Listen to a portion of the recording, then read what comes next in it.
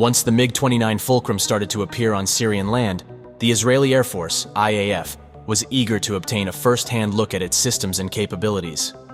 Israel reportedly made a secret arrangement with a Polish general to acquire an almost finished, crated MiG-29. The aircraft was in Gdansk, ready to be transported to Syria, but in late 1985 it was put on a plane and brought to Israel. Soon after learning of this, the Soviets demanded its return.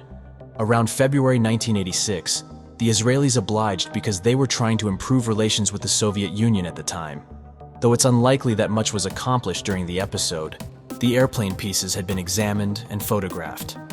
In 1991, Israel borrowed a MiG-29 radar from Germany as part of a deal involving a sizable number of Soviet weaponry sold or lent to the Israelis, as detailed by Bill Norton in his book Air War on the Edge, a history of the Israel Air Force and its aircraft from 1947.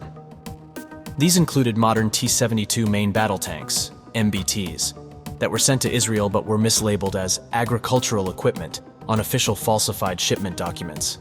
The radar was from a former East German MiG-29 that had recently been made available to the West as a result of Germany's reunification. The device was given back to its owner after a thorough technical analysis. Although helpful, the radar analysis by itself did not give the IAF all the data they were looking for. Only the full-up jet would do. The Israelis appeared unable to set an example through clandestine measures, unlike other frontline combatants in the past. But with the end of the Cold War, it was now possible to test the jet by renting one. They did this.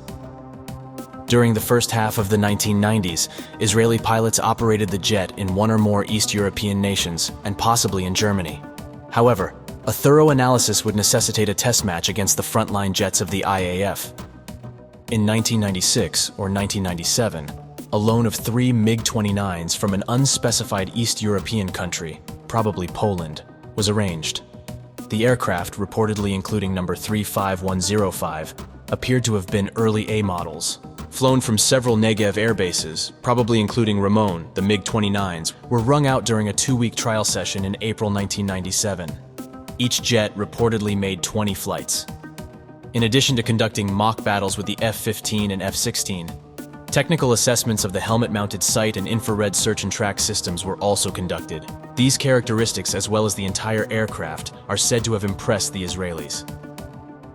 MiG's abilities equal and sometimes even exceed those of the F-15 and F-16 jets, said Major N, one of the IAF pilots who flew the MiG-29. The aircraft is highly maneuverable, and its engines provide a higher weight-to-thrust ratio.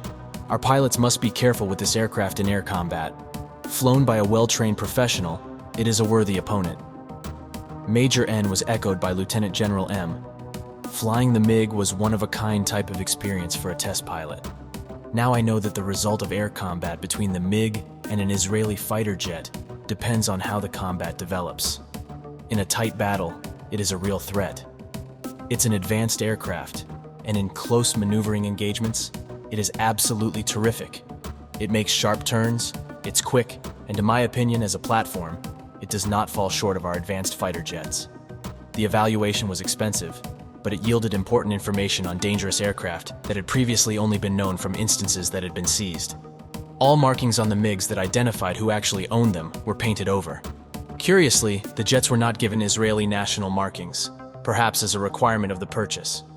The markings of the F-16 253 Squadron, where the MiG-29s may have been hosted, and the Flight Test Center, 104 and 110 respectively, were affixed to the tails of the aircraft.